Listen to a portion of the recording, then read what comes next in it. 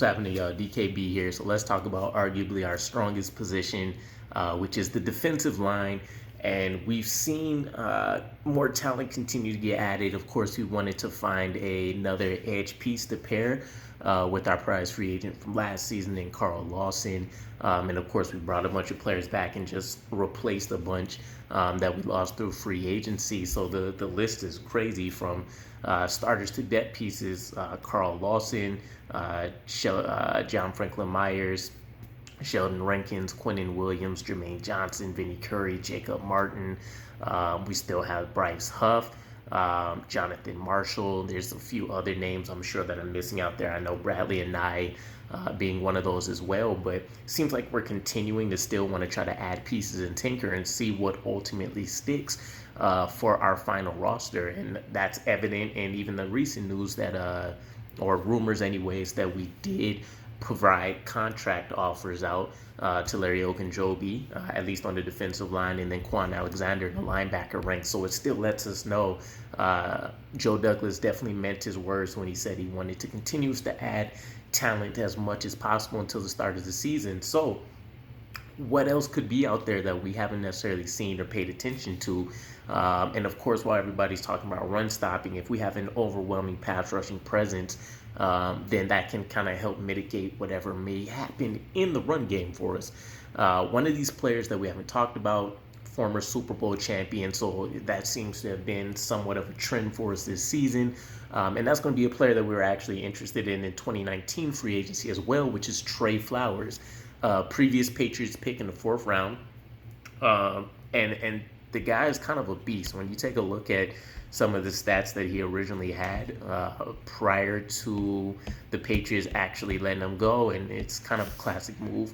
They maximize his skill set. They either trade him off or, they recoup compensatory picks for it. But he left them with 21 sacks, 59 quarterback hits, and then 25 tackles for loss in a rotational role.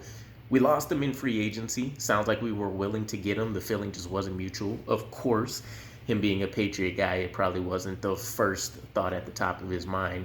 But we could probably get him on the discount now. So it's kind of weird tracing his career arc because he's performed statistically very, very well.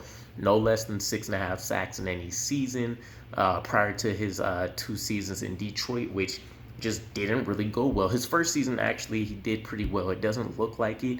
At first glance, when you take a look at the numbers, he only had 2 sacks. And then there weren't a bunch of tackles and stuff like that. But keep in mind, he only ended up playing like 7 games for him. And then the same thing kind of happened in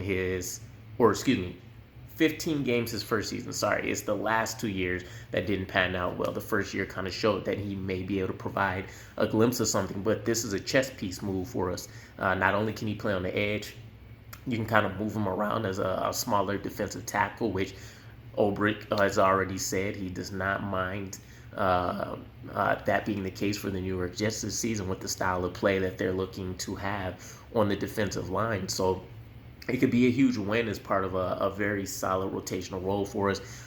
Can probably be an immediate starter right behind a JFM or somebody like that if you want to replace Solomon Thomas maybe, if he doesn't hold up.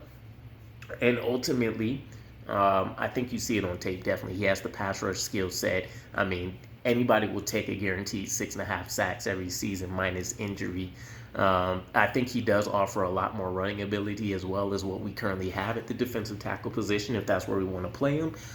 If we do want to keep him in kind of an edge role or that wide 9 position like Jermaine Johnson is going to be expected to play, assuming he ends up starting, then we can do that as well and expect, immediate results in that rotational role, especially considering if the defensive plan to, stick to 30, 35 snaps does somehow hold up, then it is going to make our depth a lot more, key and critical for us to have those fresh legs and people that we know are absolutely going to produce, and hopefully it's not too much of a step back.